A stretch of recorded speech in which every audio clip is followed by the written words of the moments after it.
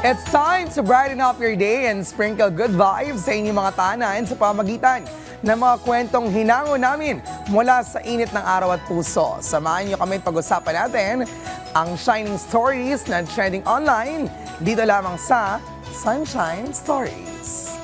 Unang-una rito, isang aso kumakanta ng happy birthday.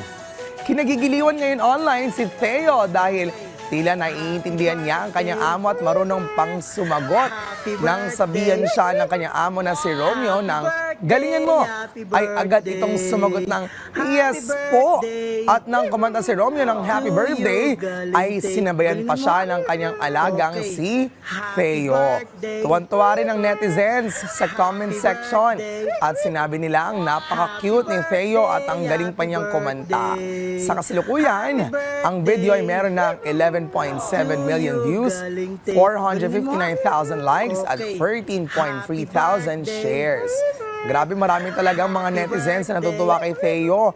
Lalo na paglalabas yan sa iyong For You page. Naku, napakarami talagang mga interactions yan. Sunod naman dyan ang isang pamilya. Sabay-sabay nagdadasal. Tuwing gabi, bago matapos ang araw, sabay-sabay na nagdarasal ang isang pamilya bilang pasasalamat sa Panginoon. Ang kanilang baby girl na si Cora ay masigasig ring nangunguna sa pagdarasal sa patnubay ng kanyang mga magulang.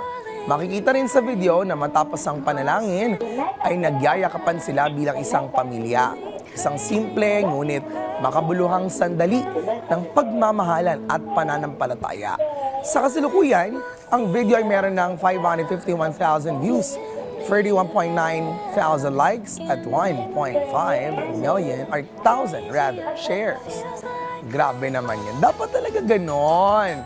Ang pamilya, bago matulog or sa umpisa o kahit bago kumain, ay nagdarasal. Diba? Lalo na, syempre, or depende po sa ating relihiyon at kung paano po yung ating practices. Para syempre, mas lumalim pa ang ating pananampalataya. And that's it for heartwarming shining stories for today.